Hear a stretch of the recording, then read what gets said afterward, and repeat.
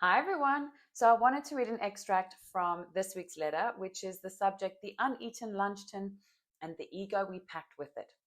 And I'm using some of the work from Dr. Shafali, the clinical psychologist and the one who has written Unconscious Parenting. And I love something that she says. Often it's the adjustment of our expectations rather than the reality itself that is the hurdle we have to leap. Because when I think about the expectations of a lunch tin, is it more than just the food? And we do this everywhere, don't we? At work, in relationships, and even with our own goals.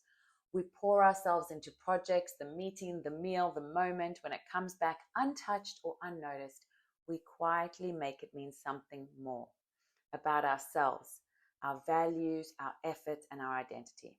The lunch tin, in my case, becomes a symbol of every place we've ever been overgiving and under-recognized. The colleague who didn't reply, the extra hours at work, the partner who doesn't notice, the post that goes unread, or the silence after we show up wholeheartedly. So the real question becomes, are we reacting to reality or to our unmet expectation of how we should be received?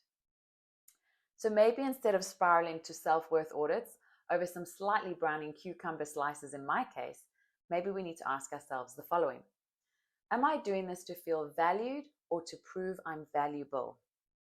What am I making this mean to me and about me? Did I do this with the expectation or with strings attached? And one of my favorite, shall we just have some fun? And maybe we start to recognize that even if tomorrow's lunch tin is the same oat bar and a sandwich in the shape of absolutely nothing, maybe it's time to remember that love, recognition, self-worth is served in many forms, not just in snack compartments. And so maybe we can look at Dr. Shafali as she reminds us about this.